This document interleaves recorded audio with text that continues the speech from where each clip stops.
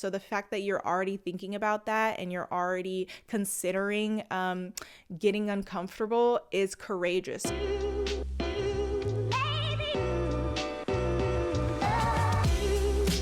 Hello and welcome to another episode of Goode Soil. I am your host, Brittany Alexis, and I thought we would just dive into our question today. It's a good question, per usual. You guys have good questions. So the question goes like this. Dear Goode Soil, how do I find the courage to make a big life change I've been contemplating? How do I find the courage to make a big life change I've been contemplating? So, courage. It's funny you asked this question because a few years ago, my mom actually put me on to this. I think she read a book where she picks a word for the year, or rather the word picks her for the year. And she spends the year kind of meditating on the word, and the word sort of comes into play in her life in kind of mysterious ways.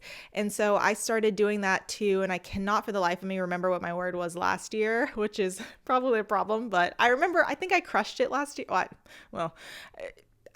I think I did what the word wanted me to do, but I cannot remember what it is. But this year, my word is courage. And I actually wasn't looking for a word this year. It just sort of was the word that kept cropping up, was courage. And so to answer your question, I think we don't find courage. I do think we have courage sort of flowing within us at all times. It's a matter of tapping into it, and we can do things to nourish that courage and to foster that courage. But ultimately, I think courage comes from the act of, taking a step, taking the leap, and moving out of that contemplative state and really doing something and moving forward and doing it afraid. We hear that all the time now. Do it afraid. You're always going to be afraid especially when it comes to change and transition. It's uncomfortable, inherently uncomfortable. We do not like change as humans. It scares us. It can be scary. So understanding that it is okay to be afraid, it's normal to be afraid, but the courage that you are trying to find is really, it lives in the space between you contemplating and you taking that leap of faith and you taking the next step and moving towards that change. And like I said, there are ways to foster that. You can talk to someone about it. You can talk to a confidant or your therapist about how you're afraid to make this change and what you're thinking about in this life change, and all of the expectations you have for it and your fear of maybe those expectations not being met. Whatever it is, there are ways that we nourish it, whether that's listening to a song that really gets us jammed and hyped up and inspired, or listen to a message on YouTube, or listening to a church sermon, or a friend speaks life over us and encourages us and excites us about this change. There are ways to spark that want to take the step, but understanding that it is still in the step taking, still in the action that the courage lives. And so again, it's a matter of tapping into that. It's a matter of saying yes to moving forward, even though you are afraid and you don't know how it's going to turn out, and it may not turn out the way you want it to turn out. We'll never eliminate the uncertainty. We'll never eliminate the X factors. We want it to be flawless. We want it to be seamless. We want it all to go the way we want it to go. And life sometimes doesn't work that way. So going in with the understanding that no matter what happens, you are going to be okay. You are going to be able to navigate it. You're going to be able to learn how to navigate it if you don't go in already having the skills and the experience and the tools to navigate it, and that you're going to be okay. So a part of courage is trusting yourself, trusting God, trusting, the skills and resources and experiences you already have, and taking that with you and understanding that no matter what happens, you're going to be okay. You're going to be able to figure it out. You're going to be able to bounce back if it goes sideways. You're going to be able to receive it and step into it if it goes better than expected.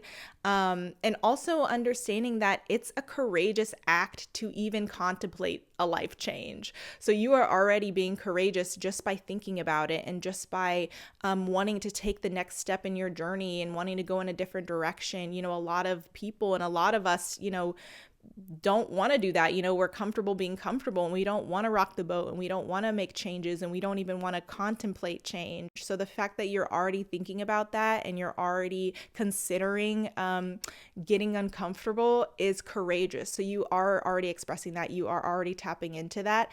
Just keep doing it. That use that momentum to continue to take the baby steps towards action and to take that action. And like I said, if you have to turn on your favorite song, or you have to listen to a sermon every 2 hours to keep you in that space of I can do this, that's okay. That's sometimes what it takes. But just know that it's courageous. You are already being courageous. And the more you stay in that contemplative state, the more opportunity that fear can come in, more doubt, other people's opinions can come in. So while you're in that contemplative state, it's important to contemplate the decisions you're making in your life. Just don't stay there, and just don't hide behind that contemplation, because a lot of times that's just procrastination and fear being masked as, oh, I'm just trying to make the best move possible, and I don't want to be too hasty. Make sure that you are being smart, but also understanding that you will not have all the answers. You will never make the perfect decision. You just have to make the right decision for you in this moment with the information that you have. And again, trust yourself. You can do this. You've got it. You are already courageous. You have it in you. You have things around you to inspire you and encourage you. So congratulations on contemplating this life step. Congratulations on considering, going in a different direction and hopefully growing and stretching yourself in new ways. I'm so proud of you. Thank you for submitting this question. And I love you, and you're good soil. This is proof of that. So keep going, and I'll see you next time. All right. Thank you. Bye. Thank you for watching another episode of Goode Soil. If you liked this video, be sure to share it with friends and family, because we could all use a little reminding that we are good soil. And if you haven't already, subscribe to this channel and follow us on Instagram and TikTok. Okay, thanks for watching. Bye.